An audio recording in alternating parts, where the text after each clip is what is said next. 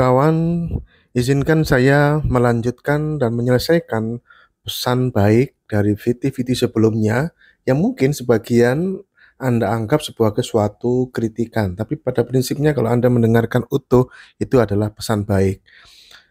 Izinkan pada VT ini menyampaikan suatu saran, ya, himbauan yang ditujukan kepada seluruh PPK, Pokja Pemilihan, pengguna anggaran, kuasa pengguna anggaran di seluruh Indonesia, dan juga ditujukan kepada seluruh ASN yang berprofesi sebagai auditor atau pemeriksa di Badan Pemeriksa Keuangan. Manakala Anda menemukan suatu konsep temuan, masih berupa konsep, yang berpotensi mengakibatkan suatu transaksi pembayaran, lebihan bayar mungkin istilahnya, atau tagihan ganti rugi, apapun yang menyebabkan suatu transaksi pengembalian kepada negara, maka sebaiknya pun juga itu sesuai dengan peraturan BPK nomor 1 tahun 2017 di pernyataan standar pemeriksaan keuangan negara kalau tidak salah, ya, bahwa memang membutuhkan pendapat ahli, manakala itu bukan di ranah kompetensinya. Menimbang kecenderungan ranah temuan atau konsep temuan itu telah menyinggung objek prosedur kebijakan pengadaan barang jasa pemerintah, maka suatu kelaziman apabila konsep temuan itu sudah mendapatkan pendapat ahli pengadaan, entah itu dari para fungsional pengelola pengadaan yang notabene memiliki kompetensi sampai dengan level 4, entah itu dari probity advisor LKPP yang kompeten, ya, karena objek penyebab ranah temuan itu ada di area regulasi pengadaan barang jasa, bukan di regulasi audit lagi. Audit itu adalah kegiatannya. Sementara yang namanya audit itu sangat luas sekali loh, ya. Audit itu sangat luas sekali.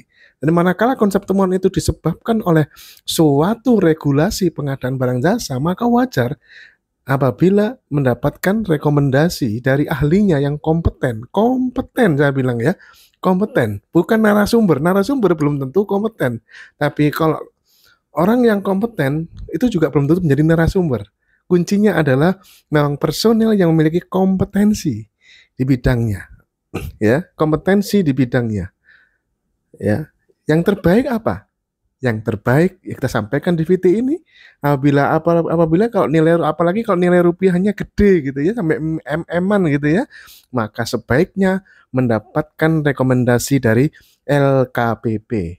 LKPP, ya, ada dari Kedeputian Hukum dan Penyelesaian Sanggah, insya Allah akan siap membantu dari kedeputiannya Pak Setia yang saat ini VT ini direkam. Insya Allah ada beberapa direktorat di situ yang akan siap membantu sesuai tugas dan fungsinya, dan direktorat dan Kedeputian Hukum dan Penyelesaian Sanggah LKPP juga berkolaborasi dengan berbagai macam personel, ratusan personel yang mereka katakan sebagai probity advisor LKPP yang akan membantu memberikan rekomendasi tersebut.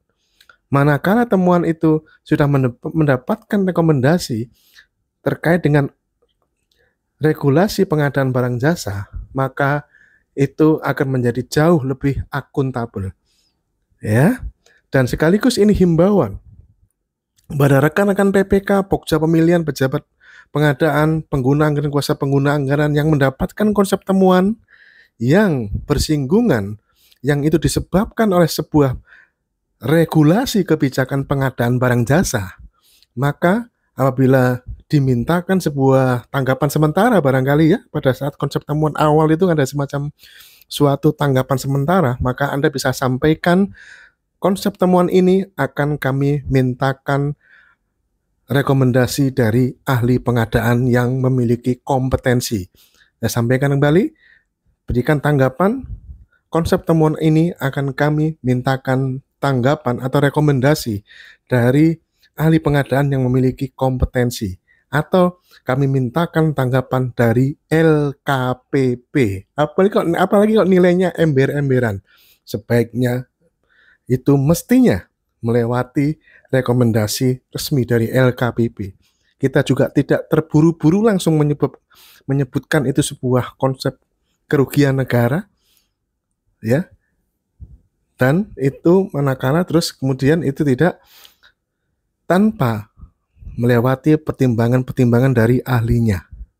Ya, ingat, kecenderungan objek audit saat ini adalah regulasi pengadaan barang jasa. Kalau kecenderungan konsep temuan audit kerugian negaranya bukan urusan sama regulasi pengadaan barang jasa, ya tidak usah pakai rekomendasi LKPP. Yang kita sampaikan di sini adalah konsep temuan yang menyebabkan pengembalian kepada negara atas uang yang sudah dibayarkan di kontrak sebelumnya, yang nilainya apalagi nilainya ember-emberan, maka yang terbaik adalah mendapatkan rekomendasi dari ahli pengadaan yang memiliki kompetensi di bidangnya, atau yang terbaik adalah rekomendasi dari LKPP, karena hanya LKPP lah instansi pemerintah yang mendapatkan tugas dan kewenangan membuat kebijakan sekaligus merekomendasikan suatu diskresi atau suatu permasalahan pengadaan barang jasa, sehingga muncullah kedeputian hukum dan penyelesaian sanggah LKPP. Insya Allah solusi ini, pesan baik ini akan meningkatkan ekosistem pengadaan yang lebih konstruktif.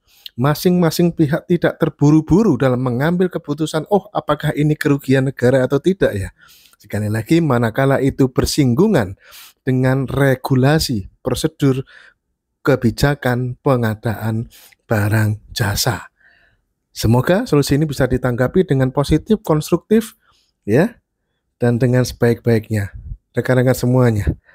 Oke, jaga integritas, tingkatkan kompetensi, dan teruslah berinovasi.